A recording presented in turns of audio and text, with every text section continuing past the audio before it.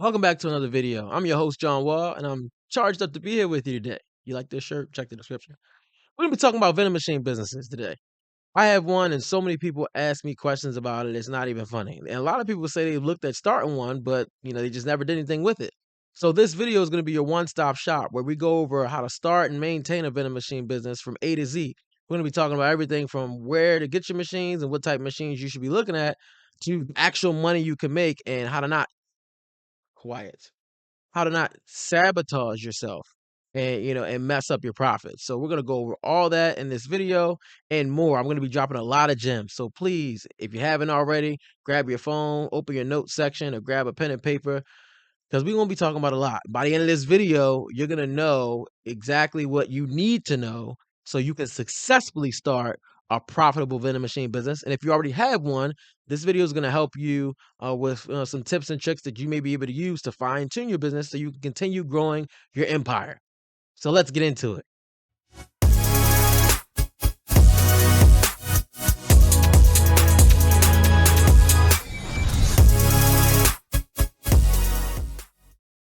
So before we get into a full disclosure, I got a dog in the room. I got my notes here to make sure I don't forget nothing for y'all. So if you see me looking off to the side, it's not because I'm cockeyed or anything like that. I'm just letting you know, that I got those two things going on. So moving on, when it comes to starting your vending machine business, one of the things you got to decide up front is whether or not you want to start a legit business or on the table business. And all that means in terms of how you started off is whether or not you want to go ahead and get an EIN and do things where you're going to end up having to pay taxes, or you want to just buy a vending machine in cash and just put it at somebody's shop or something like that and just start doing everything in cash and just kind of start it that way where it could be like a little side hustle. That's the first thing that you got to decide. My recommendation, because of how I do my businesses, is always to go legit. And the downside to that some people may say is that, well, then I gotta pay taxes. But on the upside, if you're doing your business in a legitimate fashion, then you can write stuff off. I myself, for all the businesses that I have EINs for all of them. I have bank accounts for all of them, and then I have business credit cards with Capital One, for all of them too. The business credit cards make it really easy for me to be able to keep track of my spending and write stuff off when I'm getting my taxes done at the end of the year. So that's the thing you got to decide. How do you want to start your business? Let's assume we're starting everything legit because if you're going big and you really want to do this the right way, you're gonna need a legitimate business. So let's assume that's what we're doing for the purposes of this video. The next thing you're gonna want is a vending machine license. Don't worry, it's not expensive like all these other crazy licenses the government makes you get. This is only like at least in Maryland, this is only a $2.50 license. And then with like the little fee or something they charge you, it's like $4. And when I did mine, I had to go to like the circuit court or the clerk of the court in the county that I was going to put the vending machine. And they'll give you a sticker. You have to provide them with some basic documentation.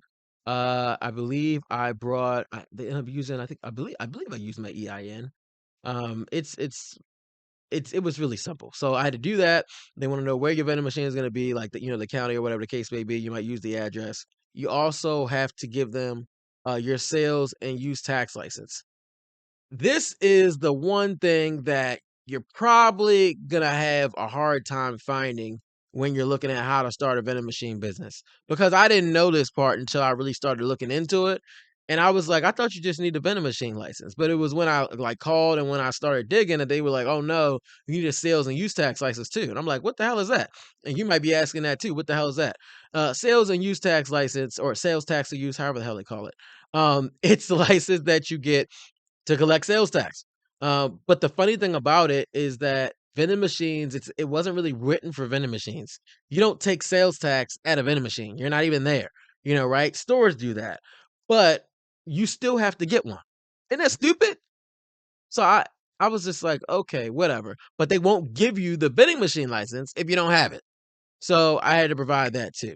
And I also learned, through doing a business that at least in Maryland, you have to have a sales tax and use license for each county that you're doing business in. Otherwise, when you start adding stuff, it ends up messing things up in the system with the state. I tried to put a vending machine in another county, and then I went to go apply for the vending machine license in that second county, and they gave me an error, and it was like, we can't do it. And I had to look into it. And when I looked into it, it was because I was trying to do it under the sales tax and use ID that I had in one county, and I thought I only needed one for the whole state, but turns out I'm supposed to get a different one technically for each location. And I was just like, that's stupid.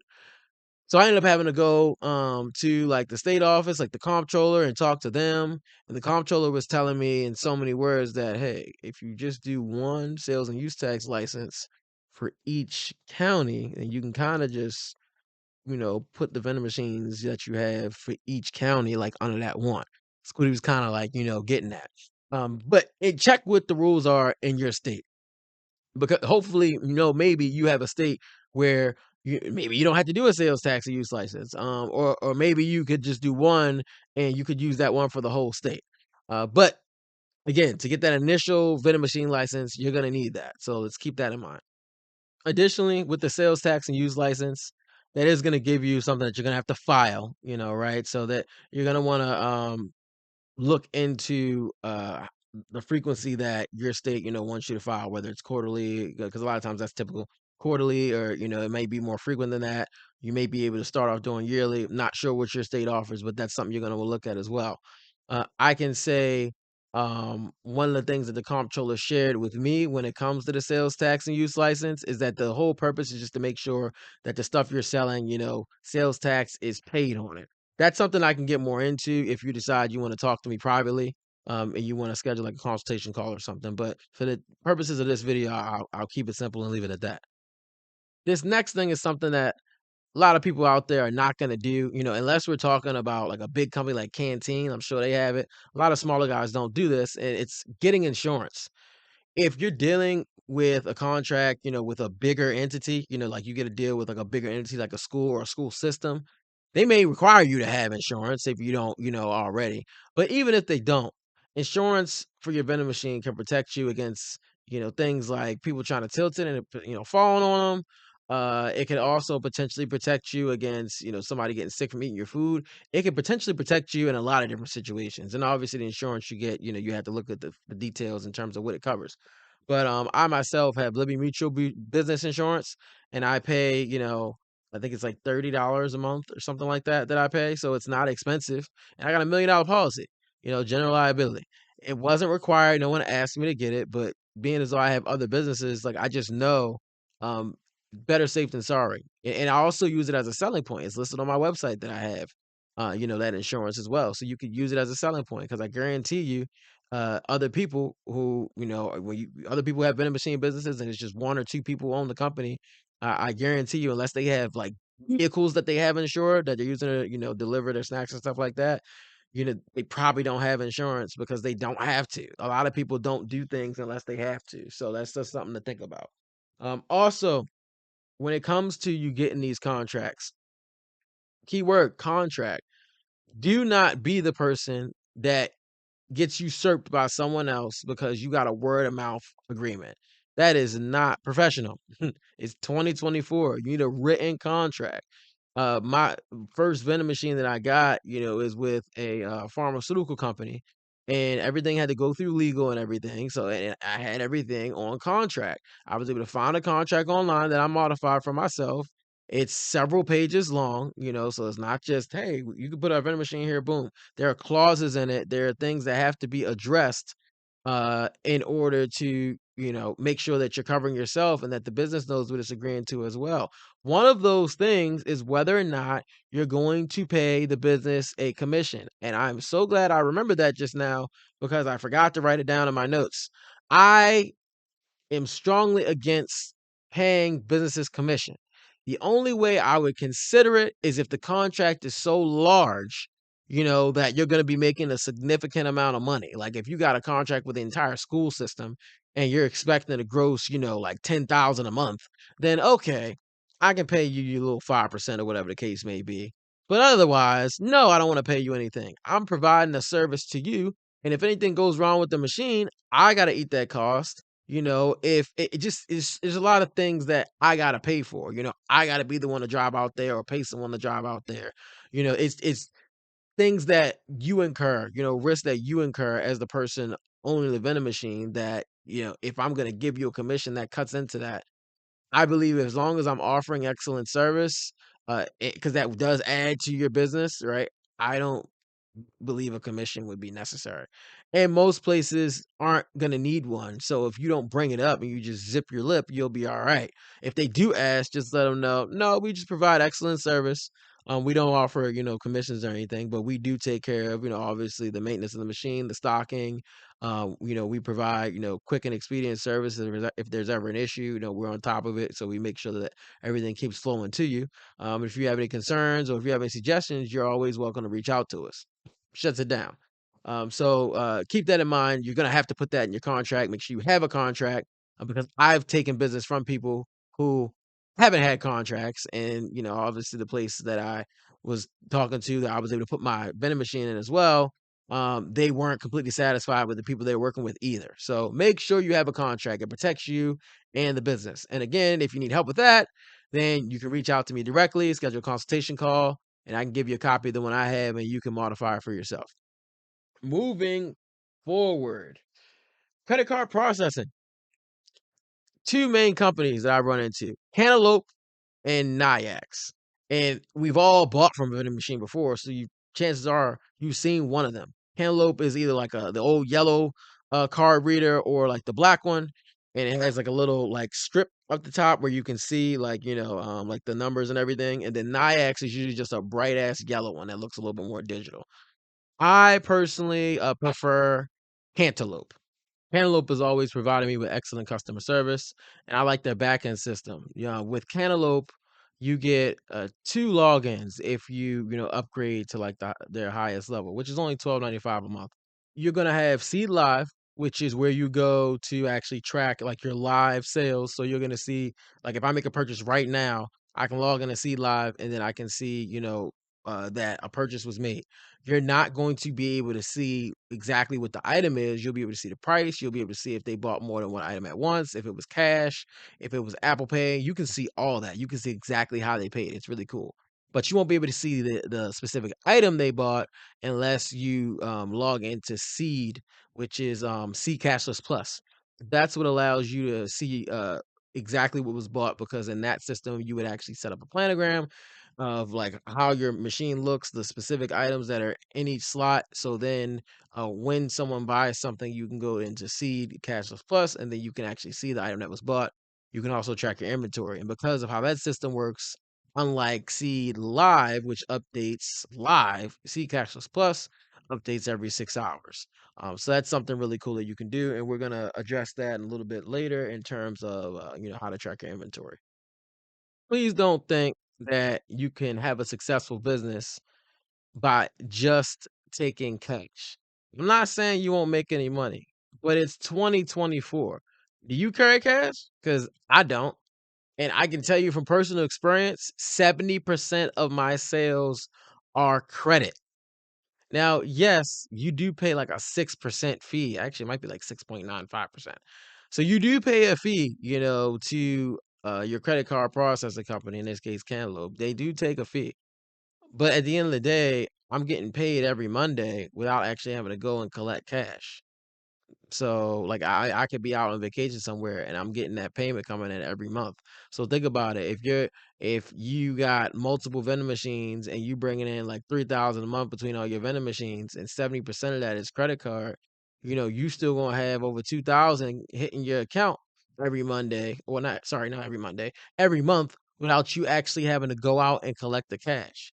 If you worried about just getting cash all the time, well, you're gonna lose customers that don't carry cash, because a lot of people don't. And then you're also only gonna get paid when you go out to your machine. And that's a big disadvantage. So remember what I just said, 70% of my sales are credit card. Additionally, just for the ones who are still like, nah, I'm gonna just do cash. I had two locations that I took over, and kind of got the other people out of there. And the way they were doing their business, they were not offering credit card sales. Like, they didn't have it. It was just cash. You could tell the excitement, from the locations when I told them I was going to be offering like credit card, like a credit card processor that you actually going to be able to swipe your card, tap, and stuff like that. Oh, wow, that's going to be awesome. We didn't have that before. If you remember, or you may or may not have experienced this, early in February, there was some cell phone like network issues, or whatever the case may be. First, it affected my vending machine sales. Then it affected my actual cell phone. Now, I was not like happy with that at all. It was like for a day or something that it did it with the regular cell phones. Anyways, my point in mentioning that is my sales dropped, significantly.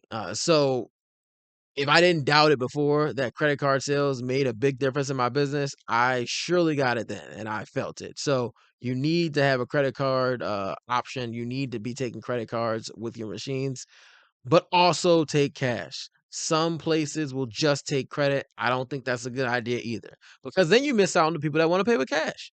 You know how many grandmas out there walking around just with money for the vending machine? And some people don't usually carry cash, but if they know there's a vending machine present, they'll specifically bring cash for the vending machine because that's just how they like to pay. So don't miss out on either customer. Have both. Take cash and take credit. While we're on the topic of credit, I'm going to bring back up what I mentioned I do earlier, and that's getting a business credit card. If you get a business credit card, all your inventory purchases that you make, you can put on the business credit card.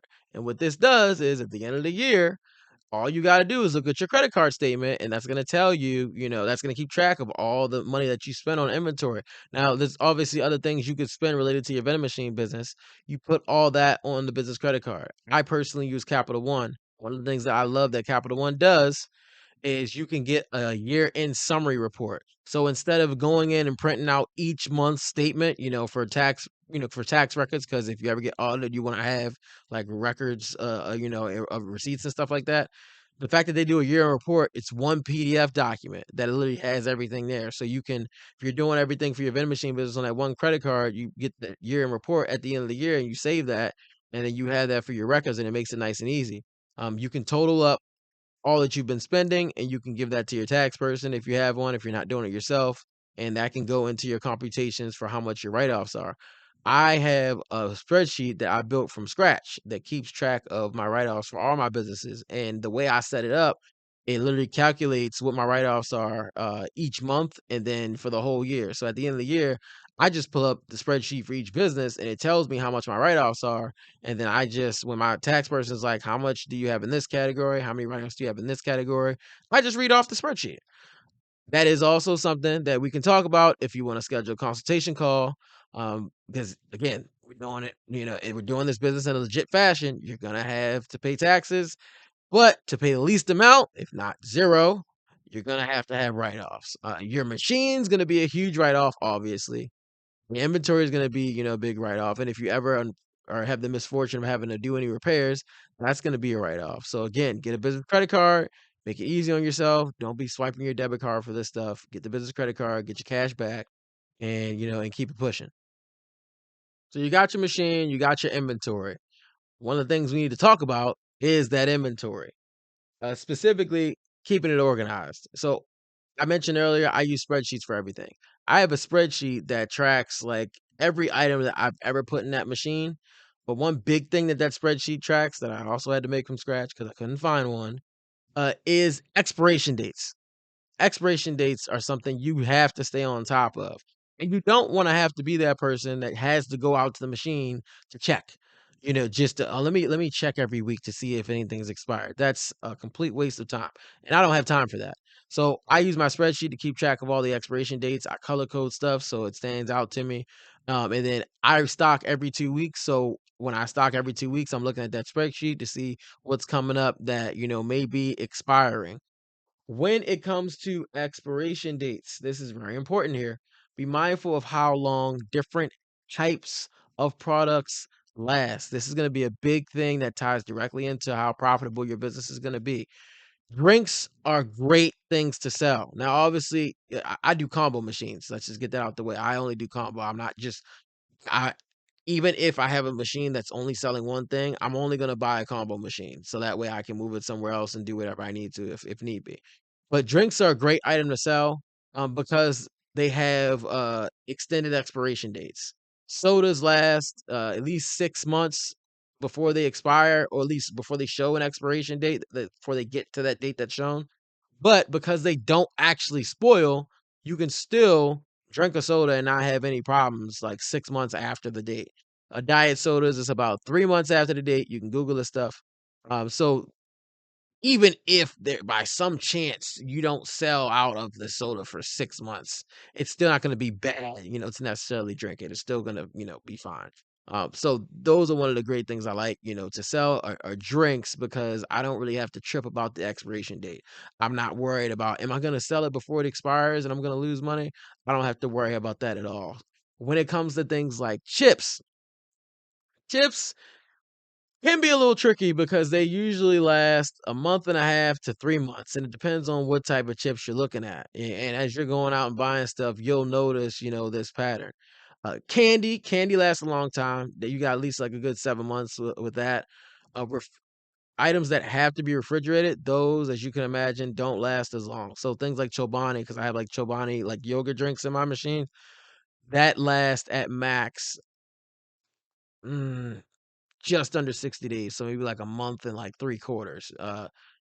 You got to be careful getting those items. If you're gonna go ahead and give them a shot and see how they do in your machine, get a limited amount. The last thing you want to do is get more than what you need, and then you end up, not selling it, right?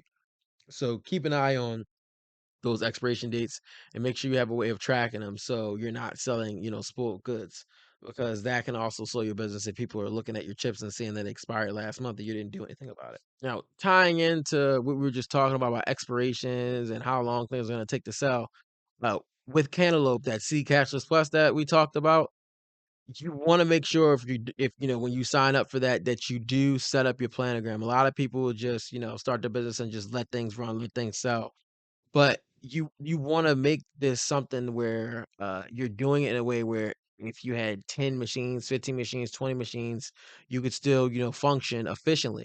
So, I took the time to actually create, like, each item that I'm selling, like, you gotta create an item number for it and all that stuff. So, I took the time to do that, and then I actually, filled in the blanks of, what my machine's planogram look like, because when you hook up the C Live, not the C Live, sorry, when you hook up the Cantaloupe credit card reader device, that credit card reader doesn't just let you take payments. There's a computer device inside the machine. You see the credit card reader on the outside. The actual computer behind it is inside the machine. That's the ePort device itself. That will port over like the planogram setup that your machine has to see Cashless Plus. So it'll just show a bunch of unknown items, and it'll show like the different slots that you have in your machine. You have to actually fill in the blanks. And once you do that, like I mentioned earlier, you'll be able to see what's being sold. This means that you'll know when a product is out without actually having to put eyes on the machine, which, if you take a step further, means that when it's time to restock, you can actually go in with the exact amount of inventory you need to restock instead of just going in there with a bunch of crap and then being like, all right, I'm gonna just go in with more than enough and then I'll just do it that way. No, no, no, no, no. If you already know that the Doritos chips are out, or these cookies only have one left, this soda has, three open slots, then you can literally at home, pick out exactly what you need from your stash or whatever you got from the store. So when you go, to fill up, you're not leaving with anything in those bags that you brought because you brought exactly what you needed. So C Cashes Plus is going to be the key to you running an efficient business and one with less headaches. You want to take the guessing out of it wherever you can. Now, here's something else that people ask me. You get your inventory. Where do you buy your stuff? One of the things that's mildly annoying for me is that I do have to go to more than one place, to get my stuff. It's pretty hard to get what you want to get, when you're running a combo machine, snacks and drinks and stuff like that. It's hard to get everything that I want just at one spot. So I go to a few different places. I go to Walmart, I go to BJ's, and I go to Wise. I don't think I have anything else. Oh, and Amazon. There we go, and Amazon. So Amazon, I don't really go there. You go online. Uh, BJ's specifically for me, one of the things that I get from BJ's that I can't get anywhere else is my Chobani drinks. My Chobani yogurt drinks, I have to get from there. I also sell the Oikos ones too because they're higher in protein. They come in like 12 packs. I don't. They don't sell that anywhere that's not a box store, not that I've seen. If you go to Walmart or a supermarket, they sell it individually. The cost is going to be too much. Those aren't packaged to resell. You're not going to have any profit if you do that. If I pay $2 and some change for it, then I'm going to have to sell it for like 350, and then no one's going to buy it. So I have to go to the box stores for that. I also go if I'm going to be selling enough of them. It's a great place to get like chips because you can get 50 packs. It's a great place to get sodas. So let's say, for instance, like we'll use a specific example. One of my machines, Pepsi is like a really popular product. I don't know why, but it is. So I get my Pepsis instead of going to the grocery store or Walmart, I get them from BJ's because they have one of the lowest prices for buying it in bulk. So I'll get it there. So each store that you go to is going to have, different products and different pricing for certain things. Now, Walmart, I usually get my sodas from there. I get 12 packs of sodas like my other ones. I'll get those from Walmart because they have great prices, and they usually have like some different options of what I can get because I might get like the 12-ounce bottle soda. I might get a 16.9 ounce depending on what I'm selling, or I might get the cans. I can get all that at Walmart. I also get my ocean spray drinks that I sell at Walmart as well. Lipton teas, I'll get those at Walmart. Sometimes I'll also get those at Wise. Now, where you're living, you might have a Wise, you might have a Shoppers, or whatever market you have. Regular grocery store. Uh, they are beneficial. A lot of people may look at a grocery store and think, well, no, they're going to be the highest price. Why would you go there? Well, guess what? Walmart doesn't have everything. Case in point, one of the things that I sell is Snapple raspberry drinks. When I've gone to Walmart and looked for them, they have like I think like the 6 packs, but I've never seen like the 12 packs that I need of the Snapple raspberry. You know who has it? Wise, the supermarket.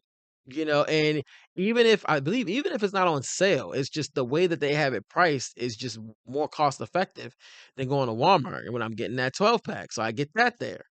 And that's something that, like I said, I gotta go to the supermarket to get. It's weird, but that's where I gotta go to get it. So I get my Snapples from the supermarket. Side point, one thing that I'll bring up because we talked about this.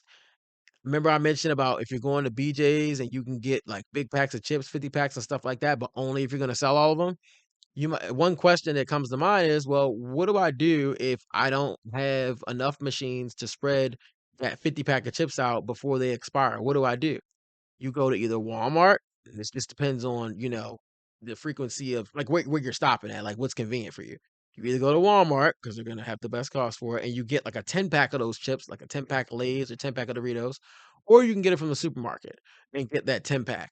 I would say Walmart, this thing off the top of my head, it's gonna save you probably at least 10 cents a bag if you're getting a 10 pack of chips from them, like in the little box that's in the chip aisle, as opposed to the supermarket. But either way, you'll spend like $7, $6 or $7 to get that 10 pack and be more confident that you'll sell that for the expiration date, as opposed to getting the mega 50 pack, which you might end up having a lot left over if you don't have the business and the activity on your machines to sell it quick enough. So that's a perfect, hack or something that you can do to make sure that you're not overspending, but also to make sure that you're not overstocking like your backlog of inventory as well. You want to buy what it is that you know you're gonna sell. Do not, listen carefully, do not overbuy. If you're not out of it yet, leave that crap alone. Unless it's something like you got one left, it's your hottest product. Outside of that, let the crap run out.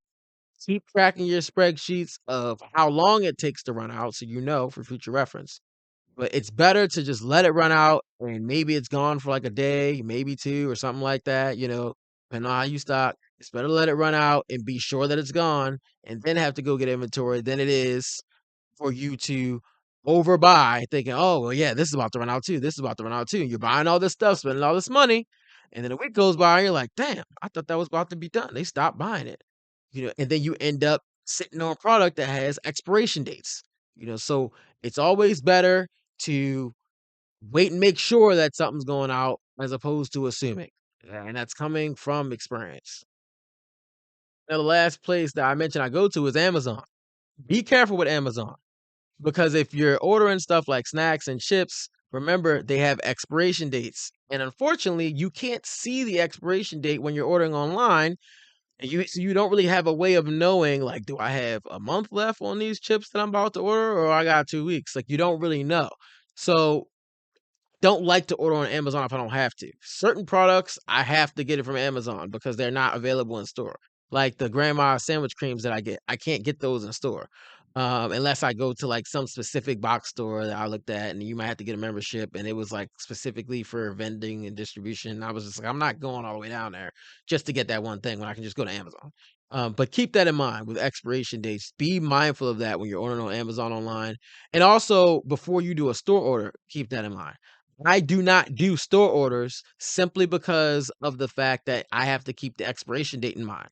If I go to BJ's and I do a pickup order and I'm getting chips and I'm getting, like the yogurts or something like that, they may have the yogurt drinks in there that are only good for another 3 weeks. Then the ones behind that are good for a month and a half. I won't sell them fast enough if I get the ones that are 3 weeks, and even if I could, it's just a risk you don't wanna take. I need to get the one that has the fresh expiration date, but if you do a pickup order, they're just gonna grab what's in the front. So, don't do those. Always make sure you got eyes on the expiration date, whenever possible. The only time that wouldn't be possible and where it'd be acceptable is if you have to order something online, like Amazon or something like that. So, just keep that in mind. One question that people ask me is, how often do you stock? Me personally, I stock every 2 weeks because that works for me and it works for the location that I have. How often you stock is going to be up to you, but also based on how busy the location is. If your, machine is like half empty at the end of the week, then you may want to consider stocking every week. You never want to let your machine run all the way out. Like, please don't be that person because you'll lose so much business. Somebody like me who's picky, I go for, I like to have my few favorite snacks. There's a lot of people out there that are like that. You'll lose their business if you're not keeping those most popular items, stocked in that machine. So that doesn't mean if Pepsi's your most popular and you run out, you gotta be like, oh, let me run to the machine immediately. I'm not saying that, but don't let that most popular item be gone for several days at a time. You're losing money, if you do that. Maybe you don't stock the rest of the machine, but you just go ahead and stock that most popular item. If you're smart, if you observe that this most popular item keeps outselling everything else, then what you really should do is rearrange your planogram and add more slots for that item. That's what I did. And that, allows you to, still go online with whatever interval of stocking that you were doing so that, you can stock all your products, at the same time and not feel like you got to go back more frequently just for one or two products.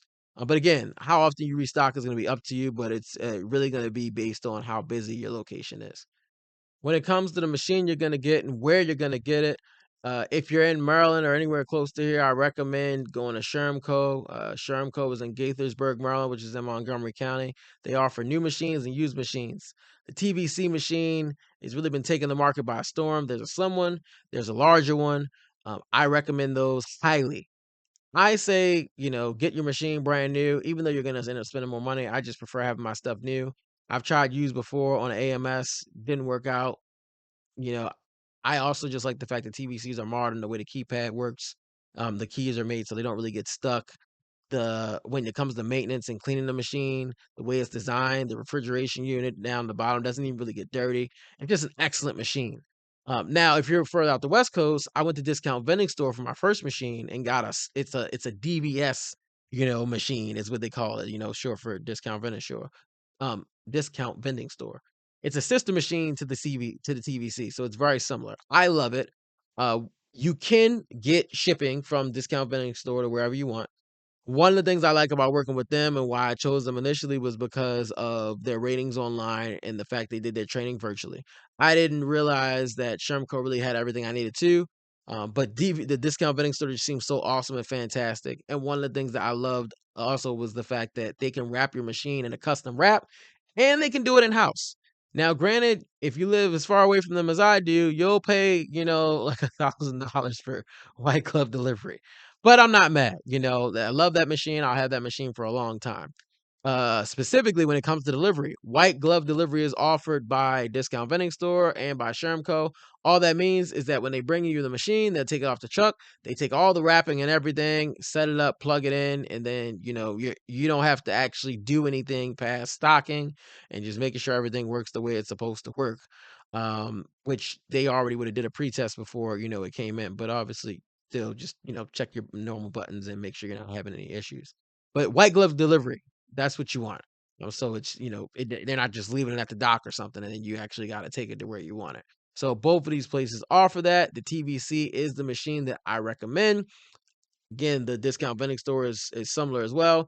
Just make sure if you're going to Discount Vending Store, because I haven't worked with them in a while, make sure the machine is ADA compliant. All that means is that the credit card reader and keypad is low enough for someone to uh, access it if they were in like a wheelchair. I didn't know anything about that until I got into this business. And when I had my TBC machine, I was like, why the heck is the card reader so low? That's stupid. It's because it's ADA compliant. Older machines get grandfathered in, but the newer machines are supposed to be made that way. So keep that in mind. Make sure that you are getting training on these machines. Both of these places that I mentioned offer it. Don't just think you're going to figure it out. That's just really silly. Just get the training so you don't mess anything up, because you might do something and think you broke it and you didn't. So get the training. Also, one of the cool things about, and I believe Discount Vending Store, I think they do it too. But one of the cool things like about Shermco is that they send technicians out. So if you have an issue with your machine, they can send a technician out to work on it. If you do buy a used machine, they even offer their own warranties on that too. So make sure wherever you buy your machine, you have a plan in place for what to do if you run into a problem. Know who you're gonna call if you need someone to come out. If you plan on fixing it yourself, cool, but at least have someone you can call for some guidance if you're having issues. Vending machines are pretty simple, especially if you get one that is in pristine condition.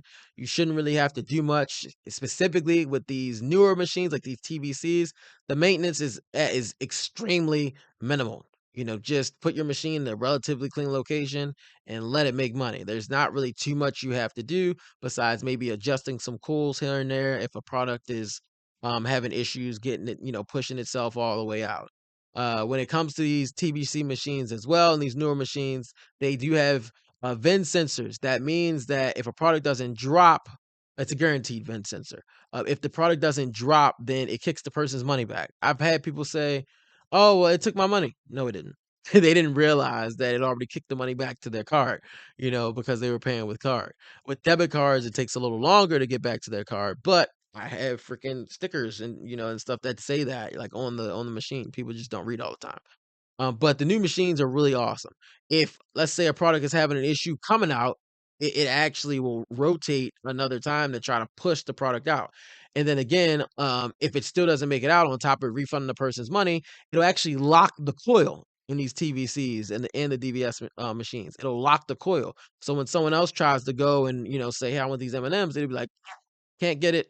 And then when you go to restock, you can check for slot errors, and it'll tell you if there's a slot error, you can clear it.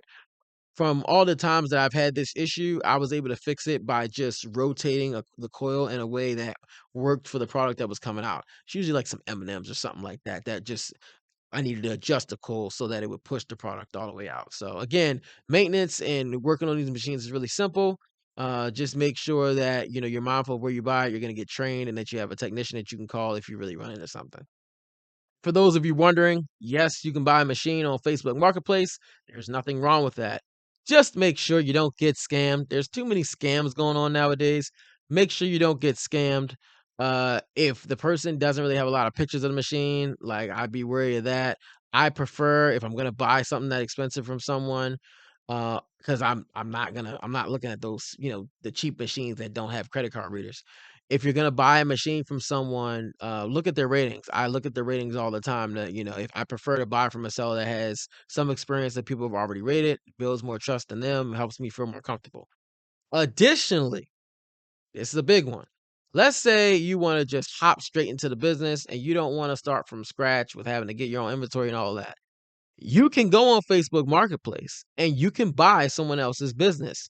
What it's listed as, what people usually type in is they'll say they're selling a vending machine with location.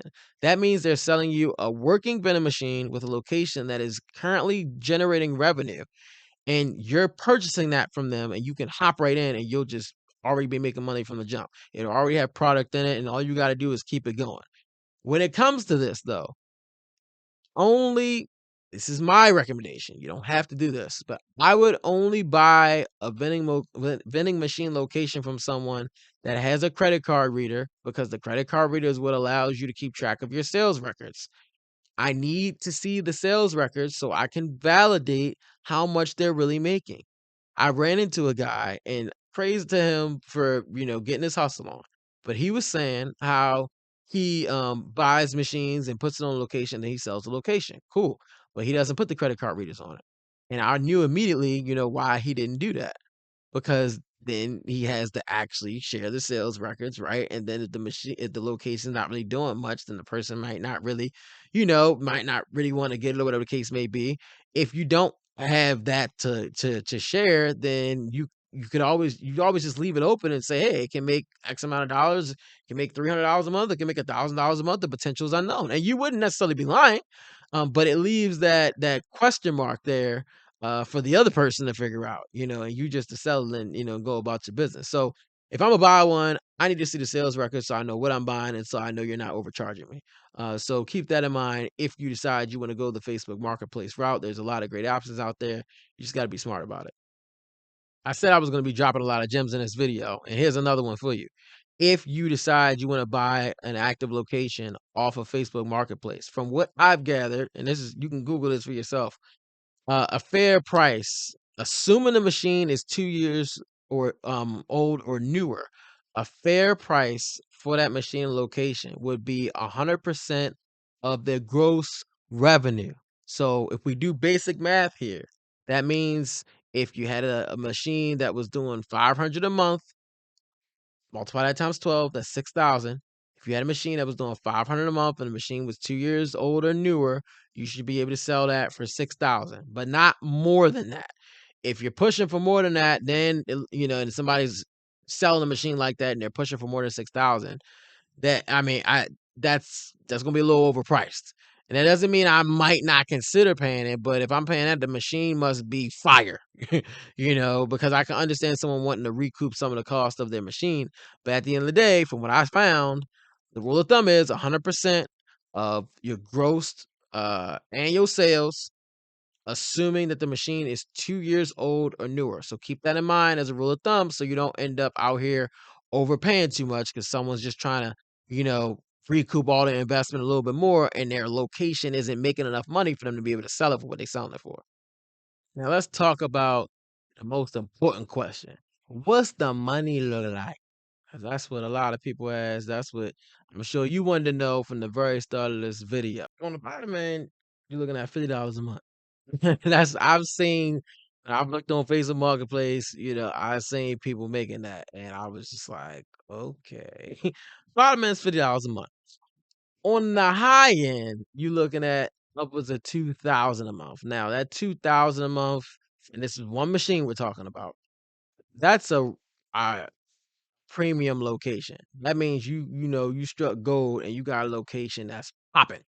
Like people was in and out of your machine, either all day long or just in mass quantities, when they're at it. So that don't expect that to be your first machine, per se, unless you really just got a good connection and you got a plug or something like that. When it comes to your overall profitability and your revenue, if you haven't figured out already, the biggest factor is going to be your location. It's location, location, location. If you got a small office building with 20 people in it, in comparison to, an office building with 200 people in it, I don't care how you run your business. You can run it like crap, and the one with 200 people in it is going to make way more money than the one with 20 people in it. Even if the one with 20 people in it, they run their business, amazingly. It's just not enough people there at that 20-person office for it to even be worth a machine, if it's that many people. And that brings, to like, a side point. for your first vending machine, if this is your first one, there's nothing wrong with starting smaller because that's what I did. If the place you're looking at has any less than 50 employees, vending machine, I've learned this. A vending machine really isn't going to be worth it because you want to be able to make, at least $400 or $500 a month. At least just to be, like realistic, especially since with vending machines, the profit margin is around 50%. So if you're making $400 or $500 a month, that means you're netting like, 2 to 250 after cost. So you don't want to get a location that's so small that you kind of like trap yourself there, right? You're like, dang, this isn't working. And then you lose the motivation you had to, do the vending machine business. And there's nothing wrong with the vending machine business. It's just that you didn't pick a good location. That's one of the things that's cool about the vending machine business, though, is that you can always sell machines and move stuff around. So it's not like you're really trapped somewhere. It's just about finding a way to maneuver out of it. If you're in a bad location, find a way to maneuver out of it so you can find something better, whether that means selling the machine in a location, or whatever the case may be. I would say when it comes to what you should be targeting, that 100 employees plus, really I would love 150 employees plus. That's what you should be looking at. And just based off of what I've seen, I would say the math is I would say if you're looking at 150 plus employees, you should be looking at around 1,000 or more a month in gross. If you have a location that has 150 or more employees. So with that math, 75 employees, you should be pretty confident that you're going to hit $500 a month gross. Now, obviously, these things can vary. Definitely depending on what you're selling as well. If, for instance, for whatever reason, your vending machine, you have a lot of high-end energy drinks and a lot of maybe you have a bunch of expensive coffees, then your revenue is going to be different because the items that you have in your machine are different. But generally speaking, from what I've seen, I have mixed items, things from 75 cents all the way up to like 350. Like, this is the math that I would say you could go by, you could count on. And looking at what I just mentioned about the amount of employees, I think that'll help a lot of people out who probably would have thought, I'm gonna just start the business. I think that'll put the brakes on it for some people, or just make them slow down and think about it. You want to have a location that you can be quite confident is going to be very profitable. I don't want you to just make a couple dollars.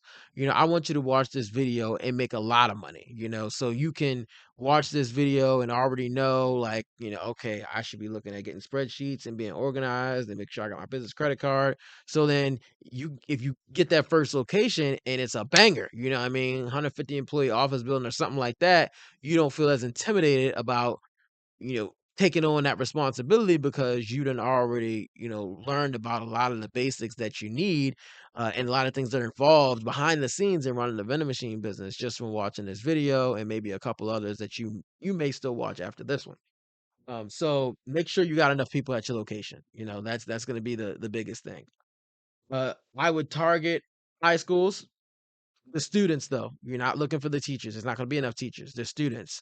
You want to be able to target the students where they're going to spend their money. I personally, if I was doing a high school, I'm not putting vending machines in all the faculty lounges. It's not enough of y'all teachers. I'm gonna put them joints, whether it's one vending machine or two or three or whatever. I'm putting them in the cafeteria. You want a snack? Come to the cafeteria. I'm not gonna walk around the school having a stock in multiple rooms because you want a vending machine in a faculty room that's only gonna have 20 people coming in it. That doesn't make any sense, especially since the machine costs money. You want me to spend 3,000 on a machine just to have 20 people use it? No, y'all can just come to the freaking cafeteria. And I can obviously explain it in a way that'll make sense to the school administration or whatever. But you got to be smart when you're doing this. Think about, if you're out actually going to the stores and you're out actually stocking it yourself, do you really want to run around the school to all these different locations in the school trying to stock it, or would you rather all your machines be next to each other? So that's just something to keep in mind as well. I would also be looking at well, sorry, side note with the schools, I'd be targeting private ones because sometimes it can be easier to get into those than the public ones. But moving forward, I would also look at targeting warehouses as well, but warehouses that have enough employees, like we talked about, for you to really be able to make your money. Hospitals can be good, depending. That depends, if that's something you really want to do. For me personally, one of the things I would be looking at with a hospital is where is the vending machine going to be? My girl works at a hospital, and their vending machines are behind the door, and you got to know where they are. I don't like that. I don't want you to have to search for my vending machine. If someone has to search for your vending machine, you're setting yourself up for failure. I want you to be able to walk in and be like, oh, ching, So location inside your location makes a difference, especially with places that are open to the public. And then lastly, we already kind of mentioned this, large office buildings. So office buildings that have, multiple businesses, an immense amount of employees, and then obviously outside traffic coming into those businesses. If you can score one of those, you'll be in good shape. Maybe you only offer drinks. That's a possibility too. You'll be in good shape. So those are the things that I'll be targeting. When it comes to how to get them, there are different websites that offer, like lead sources. I haven't used any of those. I've been using like word of mouth, just letting people know what I do. And just when I'm out and about, just kind of like saying, their vending machine sucks, or this seems like a place that could happen. I wonder why they don't.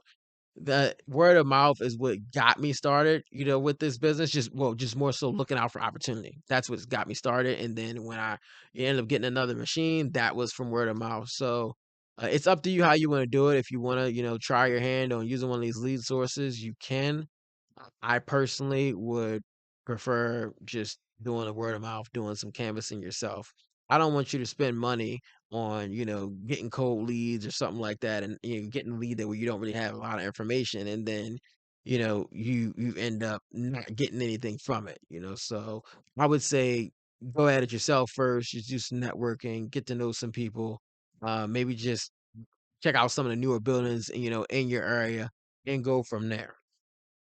When it comes to having a credit card reader, just to reiterate, you need the credit card reader. You're looking to get these big locations, you need the credit card reader because that's going to be a large amount of your sales, and you're going to want to keep track of all your inventory. And the computer device inside the machine, like we talked about, is what allows you to keep track of that. If you don't add the credit card reader system, and you don't have that computer unit, you're going to have to go to your machine manually, and that's going to be the only way you're going to figure out how much you're making and when your inventory is depleted. And that is just the Stone Age way of doing things. And that's how people like me come in and push you to the side and end up servicing the client that you thought you had.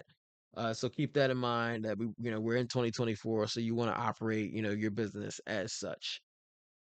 Just as a reminder, I only recommend buying combo machines because combo machines can sell all snacks, all drinks, or both. So if you ever have an issue with a location that maybe only wanted snacks originally, if you bought a snack machine, that puts you in a predicament where you're going to your next location, you're buying another location, and or switching locations is what I'm saying. And you actually need to sell snacks and drinks. You can't do that because you only bought a snack machine. The combo machines allow you to be versatile and offer everything, even if you decide temporarily to only offer drinks or only offer snacks. Also, keep in mind what I said about drinks being, something that if you can sell more of those, if you can make it where, that's it, you have a location where they're selling or they want more drinks than they want snacks, that is awesome because expiration dates on the drinks are way further out. So you don't have to worry about them really being out of date. And also, something I didn't mention earlier, when you talk about cans, canned drinks you can sell for less money. I sell mine for $1.25 usually. And a lot of times people end up buying more than one can. Think about it. A can's only 12 ounces. A regular soda in a bottle is like 20 ounces. So you're likely to get, two sales. If someone, especially eating a lunch or something like that, you might get two sales, and that's 250, right there off of those cans, but they're not feeling like they're overpaying. So that's something just to keep in mind as well when it comes to really just making sure you're doing your part to maximize your profits and make sure that you're also giving your clients a good deal on what they're buying too, because they know they're going to pay, a little more than what they pay in the store, but you don't want to make it astronomically higher. So that's one thing I love about the canned drinks is that I can keep the price low, but profit margin, especially if you buy them in bulk, is usually quite high. Now, if you haven't already, comment whatever additional questions you may have below. any just things you want to share, anything you took from this video, drop all that in the comments below. Look to deliver as much value as I could in this video because I knew what it was like for me when I was starting, and it seemed like there was information out there on YouTube, but it was split up between like different videos, and a lot of people were saying a lot of different stuff. So I wanted to create a video that really packaged everything all into one. So if someone finds this video, they don't have to watch as many to figure out what they're doing. I want you to be able to watch this video and know how to start a business just off of this one video.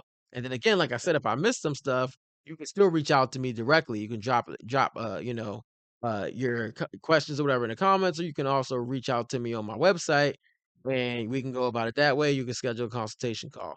Either way, I'm here to see you succeed. I'm here to see you grow. I want you to make a lot of money.